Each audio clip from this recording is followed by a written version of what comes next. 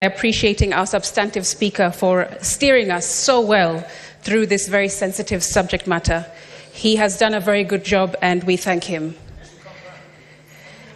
The gig is up, Speaker.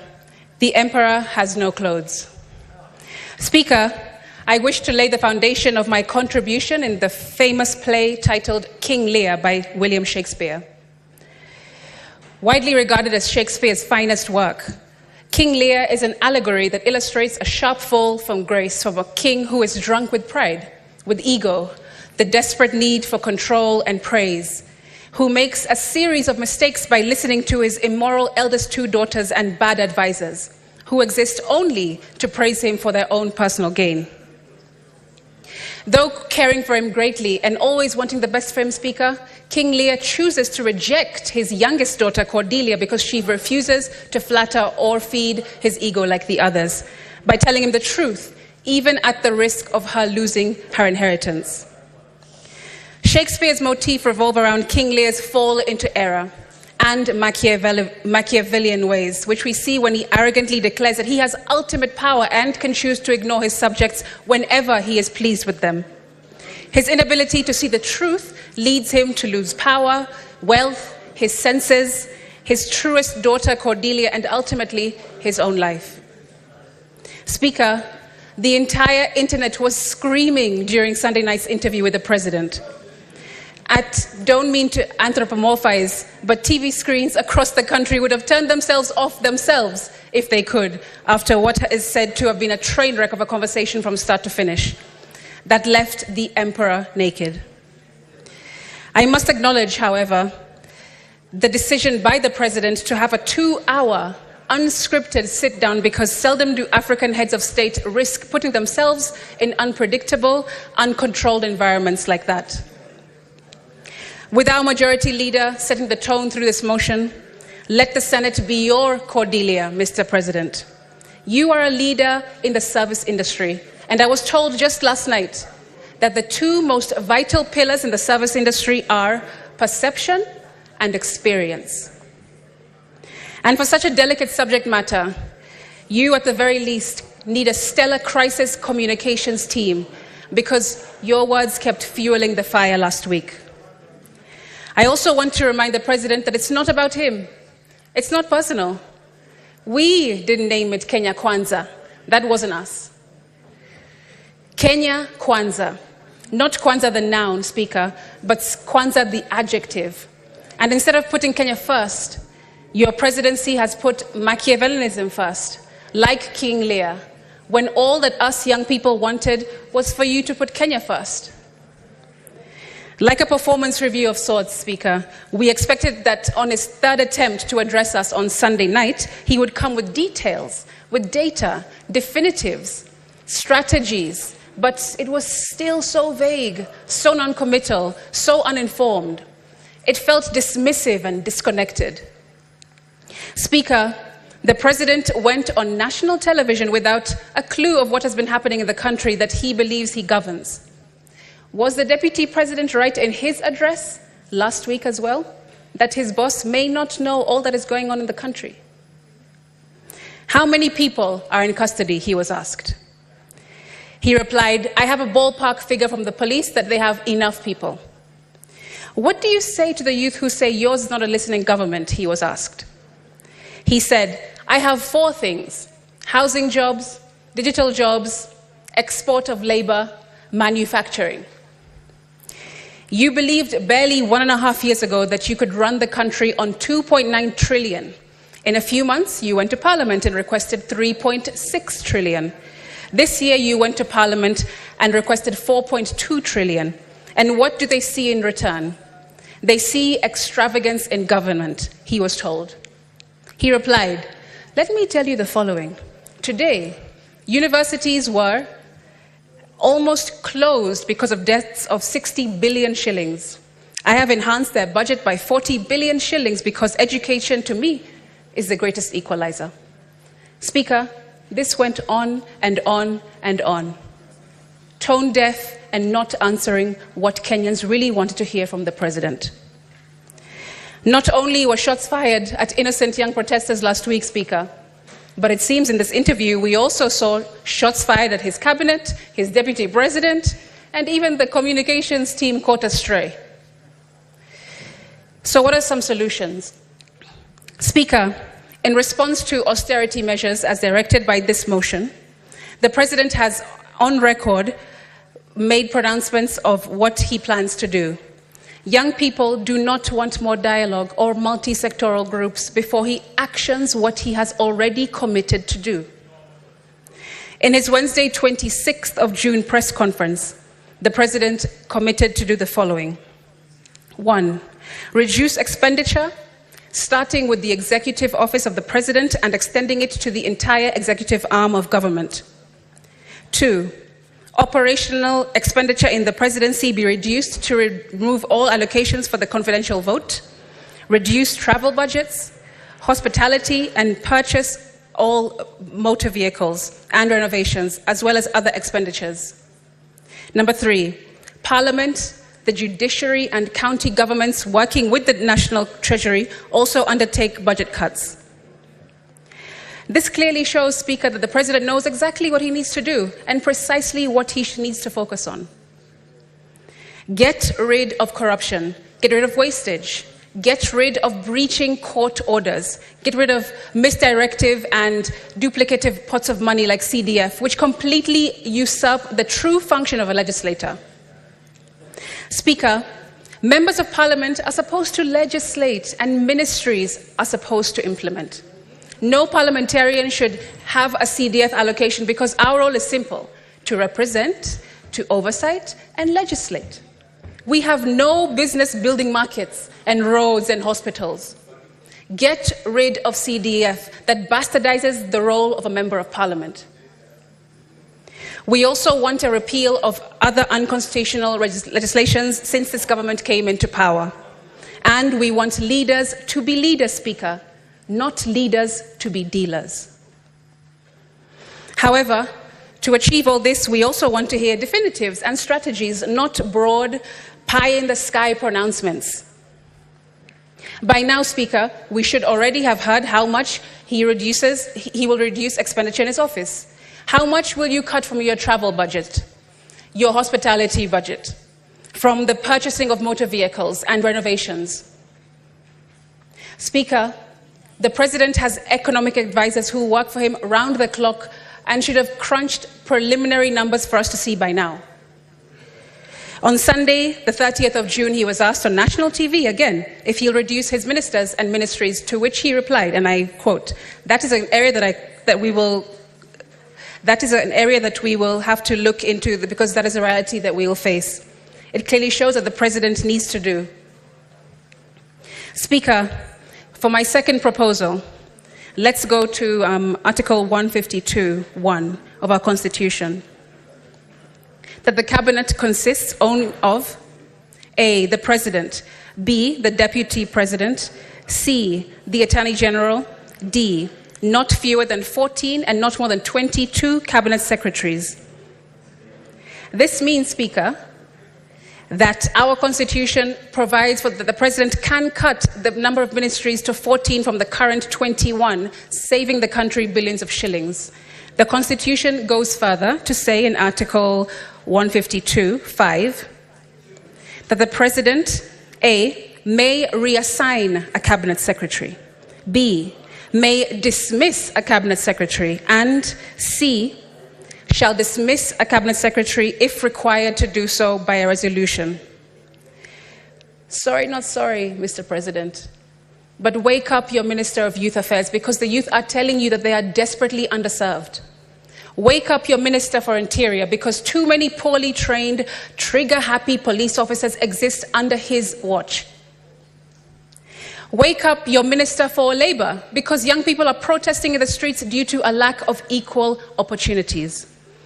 Wake up your Minister for Roads, because we're seeing the worst levels of carnage and needless deaths of young people than in any tenure preceding his. Wake up your Minister for Trade and Industries, because from small innovators to entrepreneurs to industries, the ecosystem she is leading has become terribly unforgiving. If you already know what needs to be done, And the Constitution gives you the power to take action, Mr. President. Cabinet secretaries must be sacked. My third proposal, in reaction to point number 1 in this motion, revolves around exercise of legislative powers. Speaker, why is it that the finance bill never makes its way to the Senate for consideration? Our Constitution does not bar this upper house from jointly considering legislation, especially those with as much gravitas as a finance bill. To illustrate this, I want to go to Article 109(5) that says, a bill may be introduced by any member or committee of the relevant House of Parliament, but a money bill may only be introduced in National Assembly in accordance with Article 114. It simply says, Speaker, that a money bill may be introduced only in the National Assembly, but nowhere does it say that a money bill cannot also be considered in the Senate. Our Constitution only bars this House from introducing money bills, not from considering them. This must be corrected to avoid future constitutional misinterpretations that lead us to continue allowing the National Assembly to monopolize such crucial functions. I'm just reading the law. And while we're at it, Majority Leader, the entire country knows that our committees here are chaired and vice-chaired by your side, the government. That doesn't give balance. That doesn't give an opportunity for real unbiased and impartial looks at bills and proposals and legislation in this House. If you hold the chairmanship and also the vice chairmanship in all committees, how are we telling the rest of the country that we are transparent and we're going to move forward in a new way? That also needs to change. Speaker, life is in the power of the tongue, because if we get this mandate, we cannot afford to mess around and continue to play politricks. My fourth proposal focuses on the presidential assent and of the Finance Bill 2024. And for that, let's go to Article 115 of the Constitution. 1. Within 14 days after receipt of the bill, the President shall A. assent to the bill, or B. refer the bill back to Parliament for reconsideration by Parliament, noting any reservations that the President has concerning the bill. Not National Assembly, Speaker. It says that it will go back to Parliament to be considered by Parliament. And the last time I checked the definition of Parliament, both houses were included. What about the conversation on salaries, Speaker? Well, I want to say the following. The Salaries and Remuneration Commission really did not read the room. Today, in order to pay all public servants, figures show that we are spending 1.1 trillion shillings, which is 46% of our budget. I want to be frank. I propose our current salaries for those at the national level be cut by 50% and our allowances be reviewed downwards. That's right. I want us to put our money where our mouth is. We shouldn't pussyfoot around that, Madam Speaker. Because let's be honest, today's salary and allowances are the only reason why people kill, steal, and destroy anything in their way in order to work in the national government. And that needs to end. Speaker, there used to be a time not long ago when being a public servant was very unattractive. I'm sure Senator Halwale will remember that if you have a good degree, a good studies and accreditation behind you, you would rather go into the private sector because it was much more lucrative than the public sector. But now that has gone upside down, Speaker. We also heard the President tell us all that we are set to lose by having rejected the finance bill on Sunday. He said, and I quote, "So what is the alternative? Help me with that, Linus, because there are only two things we can do. Either you raise money from taxes or you borrow. Period. There is no magic here," he said. Well, Mr. President, you're right, and there is no panacea, but all you had to do was ask, because the Finance Act of 2023 provides clear examples to learn from. For one, we witnessed reduced consumption of petroleum products, a slowdown in construction due to high cost of materials, and a significant overall increase in construction costs, largely attributed to the imposition of the export investment levy and on raw materials, that is, Speaker. Notably, imports of clinker, crucial for cement production, dropped by 77.5%. Also, remember that in the first half of the 2023-24... Asige, I want to just inform you have 4 more minutes left. Also, remember that in the first half of the 2023 fiscal year, the KRA missed its revenue target by a substantial 186 billion Kenya shillings, which underscores the point that overly ambitious tax measures do not always lead to increased tax collections. These figures are solid data we can trust, Speaker. Why impose more taxes, levies, and charges when we haven't fully recovered from the negative effects of the previous legislation? Many of businesses were forced to close, and some relocated to neighboring countries with more favorable tax conditions. What's the real solution, Speaker? What are the Gen Zs and the many Kenyans protesting for? We are exhausted just seeing the president on these trips every single week, as if he's Beyonce on a world tour. Mr. Speaker, Madam Speaker, that is.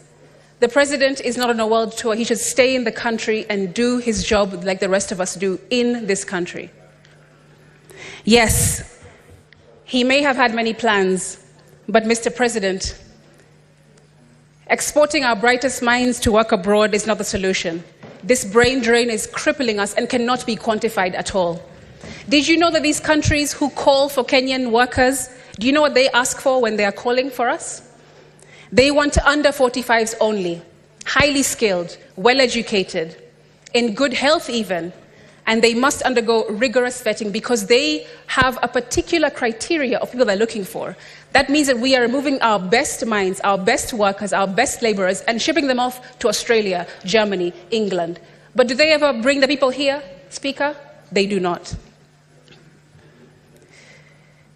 In my conclusion, as I close, I would like to speak directly to young people. Everything was impossible until somebody found a way to make it possible, and today that was you. You have been steadfast in demanding that this government stop and listen to you, and before this moment, everyone thought it was impossible, and now, though I remain a bit skeptical of the presidency to some degree, I still stand 10 toes down in believing that Kenya will never be the same again because of you, young people. I also want to be real with you. We must stop glorifying money, praising those with flashy cars, big houses, expensive holidays, eccentric lifestyles, and filtered lives. It's us that keep applauding that behavior. We follow those accounts. We like and repost their displays of opulence every day, and this exacerbates the problem of these people wanting to keep up their public images, but not that all that glitters is gold. Why don't we go back to exalting excellence, character, conscientiousness, and all that is good and all that endures? There is a reason why Paul says the love of money is the root of all evil. We really must change. Speaker, let me land by circling back to King Lear by William Shakespeare. Anna Camerali writes that the tragedy of King Lear's lack of understanding of the consequences of his demands and actions is often observed to be like that of a spoiled child. But it has also been noted that his behavior is equally likely to be seen in parents who have never adjusted to their children having grown up. Speaker, Kenya's democracy has grown up. It has matured and it's maturing into a faceless, fearless, tribeless legion of... Time is up. Half a minute, you finish that sentence. Give a 1 minute, Secretariat. Thank you, Speaker. I was saying, Kenya's democracy has grown up. It has it's maturing into a faceless, fearless, and tribeless legion of the majority of our population. who have a good constitution, but unfortunately in the wrong hands. Speaker, I stand by them in this House, I speak for them in this House, and when they name the 25th of June 2024 Z-Day, they will know that you did that. I thank you. Senator Catherine Moma.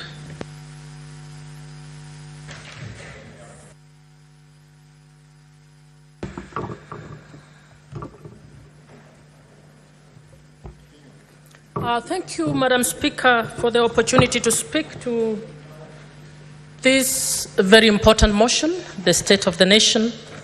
Madam Speaker, because we have some time, allow me to begin with sending my sincere condolences to all families that were affected by the loss of their loved ones. Allow me to name, because I'll use my time to name the young people who lost their lives. Madam Speaker, we lost the life of Brian Lemayan Kasaine from Narok, Austin Makoha Nakuru, Mike Kihunga Nakuru, Kelvin Madanga Nakuru, Chris Gitonga Nanyuki, Kennedy Onyango, whose mother's image has not left my mind, from Rongai. We lost Rex Masai from Machakos, Matthew Njoroge, Kevin Mawasi, Bisley Kogi, David Chege, Erickson Kialo Mutisia, Ibrahim Kamau Anjiru, Kennedy Odhiambo Maina, Wilson Sitati, Kennedy Njeru, Eric Kayoni Kieni, Eric Kiratu, Brian Kimathi, Kariton Mwangi, Ernest Kanyi, Caroline Shiramba from Kakamega, Brayo from Kisumu, Mbithi Alaya Scott from Kisumu, Emmanuel Giggs Tata from Mombasa, Joshua Ombati from Mombasa, Clinton Mwavali Kapsabet, Kevin Odhiambo Siaya, Brian Rongo, Bernard Mungai Ndwati, and we have another nearly 10 whose bodies are lying in the mortuary unidentified. Madam Speaker, I believe we have many more whose names had not reached the Kenya National Commission on Human Rights. I felt it's important to name them, Madam Speaker, because what has happened in this country is a revolution for the third liberation of this country, Madam Speaker. Madam Speaker, the Gen Zs are simply trying to get back this country on track. Madam Speaker, I wish people would not speak. People are consulting so loudly that I cannot even hear. Listen to what I'm doing. Madam Speaker, the Gen Zs are telling us a very simple thing, that in 2010, we put in place a constitution to guide how this country should be governed. But this country is not being governed in that manner. And they are telling us that there is a very important provision in the Constitution that we have chosen as a country, particularly the leadership, to ignore. They are bringing us back to the implementation of Article 10 of the Constitution. Madam Speaker, they are bringing back the conscience of this nation. They are telling us that we must go back to what Article 10 says about respect for the rule of law, respect for human rights, governance in a manner that respects equity, equality, and the most important one, that we must now start governing this country applying the principles of transparency and accountability. And Madam Speaker, because a lot has been said, I want us to immediately move on how best we can actually speak to the issue of transparency and accountability. The finance bill was a trigger, and the president has returned the finance bill to the people of Kenya. Madam Speaker, what we are forgetting, that the finance bill is usually passed to finance an appropriation act that had already been assented to. It is usually passed to speak to budget items that were in the budget policy statement. Madam Speaker, the mistake number one that we do in this country, we do not publicly discuss the budget items and the appropriations that we are put in the Appropriations Act. And the Budget Committee and the National Assembly have failed us because they did not scrutinize budget policy statement. They did not scrutinize the appropriations bill properly to be able to tell the president, some of these things you have put here cannot fly. Madam Speaker, part of those items include the following: confidential budget in DP's office, 800 million. Confidential budget in the president's, in the State House, 1.4 billion. 863 million for hospitality in the Deputy President's office.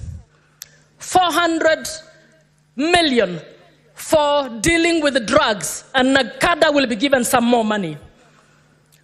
320 million for innovation in the Deputy President's office. 1.5 billion for innovation of state lodges. Meantime, we have 600 billion only for education. 126 billion only for health.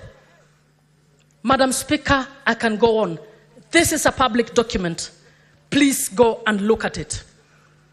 Madam Speaker, what the Gen Zs were telling the president is we must go back to the drawing board. We must reorganize the budget items. We must revisit the Appropriations Act, which you passed. The president assented to the Appropriations Act, Bill number 34, and today we have a circular from the Treasury guiding all accounting officers to rework their budget so that we can raise the 26 billion that we will not be able to raise in taxes, and in order to rework the budget. Madam Speaker, this is my view, that it is the same cabinet secretary who put this bullshit in this budget. So he cannot be the one to be trusted to do this. Senator Catherine Muma, that is not I withdraw. language. I withdraw. Withdraw the term bullshit. Madam Speaker, I think it was agreed we speak with emotion. And I think those items... Senator Catherine, not with unparliamentary I withdraw. language. I withdraw. I withdraw. Madam Speaker, what I have just read, and I could read more, is despicable as budget items for this country. And that we are trusting the same person who put it and took it to Parliament to be the one to reorganize is lying to Gen Zs. Madam Speaker, what Gen Zs were telling the president, we need a public participation and a participatory approach to reorganize our budget for the financial year 2024-2025 in order to together come up with a saving. I believe if we relook at the budgets at all levels, we will probably save more than the 300 and whatever billion that they wanted to actually raise from the taxes. So the big job that the National Assembly and the Senate should be doing is to do the big job of allowing our experts, whether in civil society, among the Gen Zs, to openly and transparently audit the budget items one by one for the executive, for parliament, for the judiciary, and put money where it is required. So where we need essential services, we must put money where we need essential services. Where we are wasting money, we must remove that money, because what are we doing? We are working on budgeting for corruption. So number one, Madam Speaker, the President said that he will go and borrow for the deficit. I am recommending that we don't allow one more shilling to be borrowed until we put in place a system that can ensure accountability and transparency with debt. So, Madam Speaker, I'm suggesting not borrowing 1 shilling for the 2024-2025 budget. Madam Speaker, number 2, I am recommending that we rationalize the expenditure. We need to find out how much does hospitality for 863 million look like in one office. We need to clearly agree that is budgeted corruption. It must be moved aside. We need to start asking, what is this confidential budget? What does it normally do? And when we are doing the audit, I would want to find out, in the previous year, how much was there for hospitality? In the previous year, how much was there for confidential? What did it do? Madam Speaker, we need to start doing that. As we are reducing expenditure, one of the other things we need to do is to find out, how do we identify duplicated jobs? I have just given one example. We have Nakada dealing with drugs, but you give the Deputy President 400 million to deal with drugs. We have county governments doing county roads, but you have CDF being given money to do county roads. We have national government doing bursaries, but you have the President with bursaries. You have governors giving bursaries, and yet education is a national budget. We will save a lot by looking at duplicated items to save that money and send it to the essential services. As we are doing so, Madam Speaker, we must not reduce the budget to social spending that keeps the dignity of the human beings in this country. Our development strategy must be people-centered. We must provide education. We can only keep increasing our budget in education. We must provide better health. We must keep increasing the budgets in health. We cannot say we are not now going to pay the interns. We are not going to pay the doctors, and yet we have millions for mandazis. It is not acceptable, Madam Speaker. Madam Speaker, we also need to look at the issue of political employments. And I'm suggesting Public Service Commission must be summoned to the Senate to tell us what structures it has set up of a parallel public service that is not provided for in the Constitution or in the law. How many advisors do we have in the presidency? How many do we have around the cabinet secretaries? How many, even the county public service board should tell us how many advisors do we have in counties? That is a parallel, silent public service. As they are telling us, the SRC must join them to tell us how they have cleared payments of salaries to unstatutory and unconstitutional offices. Who is going to be held accountable for that? So those two bodies must tell us what we need to do. We also need to find out, why are employment laws not being followed? Why are constitutional commissions, which are supposed to be independent, not doing this? Why are TSC letters being peddled by politicians? Why is TSC issuing employment letters? TSC has been practicing has been in the practice of employing those who've been waiting before the ones who are qualified recently? Can we have a public audit to find out how many people were politically employed because they know politicians, and those who are waiting and are sons and daughters of poor people were not able to get those issues? Madam Speaker, we need to also audit debt. And I'll go quick. We need to audit our debt and ensure to find out documents and all agreements relating to debt need to be made available to Parliament so that Parliament can actually audit this. We also need to audit the debt expenditure. So we borrowed for this. Have we been doing this? And I'm suggesting that we get a special team to be able to do this. I think the Auditor General needs to be facilitated.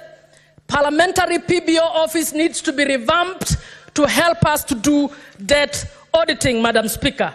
If we do this and we do it transparently so that our audit is made public, there's not an audit to be hidden, then the Kenyan people will be able to know what we are doing. Madam Speaker, we must audit all funds. We have so many funds. The Youth Fund, the Women Fund, the CDF. How are they being implemented? We need to audit them. I think that the thinking behind funds is good and is noble, but are they being used for purposes that they were supposed to? We need to do an audit. Those ones that are being used for purposes that they should be used, be retained, and the others that are not being used for the purposes that they should actually be looked at. Madam Speaker, World Bank report in 2020 reported that we have dead infrastructure. They said 50% of CDF projects were dead because when an MP comes, they don't want to touch what the other one did. That is public money. We need to find out whether we need to put in place better structures for the management of CDF. Madam Speaker, then we come to Bunge. Bunge must do its bit like every other. The National Assembly, together with the Senate, have passed laws that are unconstitutional. I want us to do an audit of the cost that unconstitutional laws being challenged in court have cost the taxpayer because we did not do our job as Bunges.